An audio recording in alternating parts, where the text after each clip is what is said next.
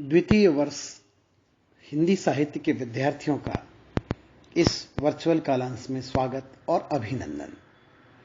प्रिय छात्रों, जैसा कि आप सब जानते हैं कि इस समय देश और दुनिया कोरोना के कहर से प्रताड़ित है, पीड़ित है। यह पीड़ा केवल आपकी और हमारी नहीं है, मनुष्य मात्र की है। लेकिन जैसे सूर्य के आगे खूब सारे बादल आकर उसकी आभा को क्षीण नहीं कर सकते, कुछ समय के लिए उसकी रोशनी को कमजोर कर सकते हैं, ठीक वैसे ही मनुष्यता की इस सूर्य पर आए ये कोरोना रूपी या महामारी रूपी बादल कुछ दिन के मेहमान हैं।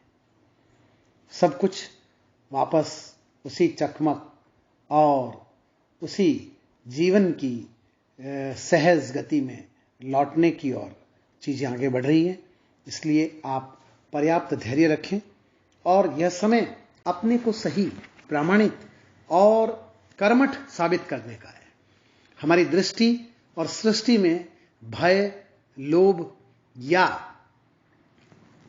रणछोड़ प्रवृत्ति नहीं होनी चाहिए, बल्कि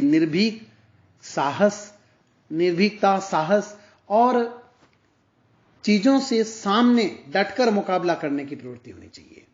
तो यह कक्षा जो अब मैं आपकी लेने जा रहा हूं वो आज के समय पर भी बड़ी माकूल ठहरती है, प्रासंगिक है।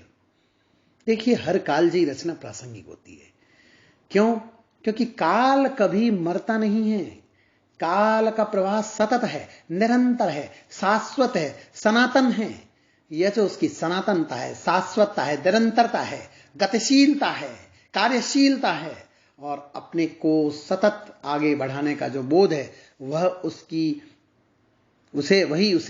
एक तरह से हम कहेंगे अक्षय बनाए रखता है, प्रासंगिक बनाए रखता है।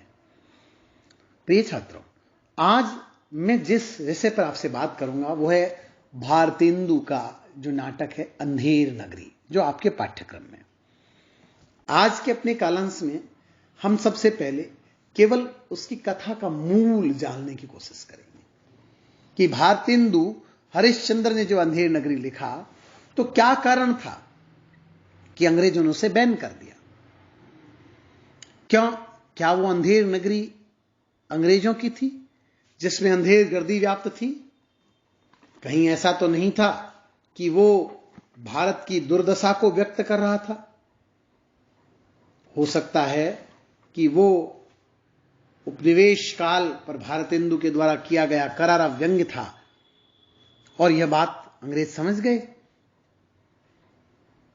आप ये भी देखिए, भारतेंदु ने एक रचना के माध्यम से समाज को अनेक आयामों में एक तरह से अनुभूति के लिए मजबूर किया, प्रभावित किया और समाज को ये लगा कि हां, यह जो रचनाकार कह रहा है और हमारी अपनी ही लोक प्रचलित कहानी के माध्यम से कह रहा है वह हमारे समय का यथार्थ है, जिससे हम दैनंदिन जीवन में रूबरू हो रहे हैं। अगर हम रूबरू हो रहे हैं तो फिर हमें इसके साथ संघर्ष करने की जरूरत है। मौन या चुप रहकर बैठने की जरूरत नहीं, क्योंकि मौन या चुप्पी जो है वो एक तरह का स्वीकृति है। हमारे यहां कहा गया है मौनम स्वीकृति लक्षणम। हमारी परंपरा में कहता है मौन स्वीकृति का भी लक्षण है एक तरह से। बहरहाल, मैं चीजों पर आने से पहले मूल आपको उस कथा का थोड़ा सार समझाने की कोशिश करता हूं। कथा अत्यंत सीधी साधी है और कथा सीधी साधी है होने के साथ साथ ये भी ध्यान रखिए आप कि जो गुरुजी हैं, एक गुरुजी हैं और ये गुरुजी अपने शिष्यों के साथ, जो दो शिष्य हैं नारायण दास और गोवर्धन दास, एक यात्रा के दौरान एक नगर में भिक्षा मांगने जाते हैं।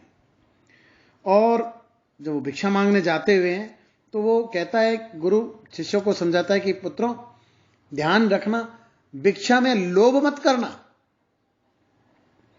क्योंकि लोभ मूल है आपके पतन का, आपके विनाश का, इसलिए इससे बचना। ऐसा उपदेश गुरुजी शिष्यों को देते हैं। दोनों शिष्य उस नगर के बाजार में जाते हैं तो एक बड़ा ही अजीब दृश्य उनके सामने होता है। वहां चाहे वे भाजी खा रहे थे, चाहे खाजा खा रहे थे, कुछ भी खाएं, वहां सब्जी ले रहे थे। जैसे कहते हैं ना, टके शेर भाजी और टके शेर खाजा, अंधेर नगरी और चौपट राजा। अंधेर नगरी चौपट राजा, टके शेर भाजी और टके शेर खाजा। यानी खाजे और भाजी की जो मूल्य है वो एक ही है। गुड़ और खल जब दोनों एक भाव बिकते हैं तो शास्त्र ये कहता है कि समझ लो वहां अव्यवस्था है। और जब अव्यवस्था है तो शिष्य बड़े चकित हुए और जाकर गुरुजी को नगर का नाम पूछते हैं तो पता लगता है कि गुरुजी कहते हैं कौन सी नगरी है, तो कहे अंधेर नगरी है ये, और वहां का राजा चौपट है।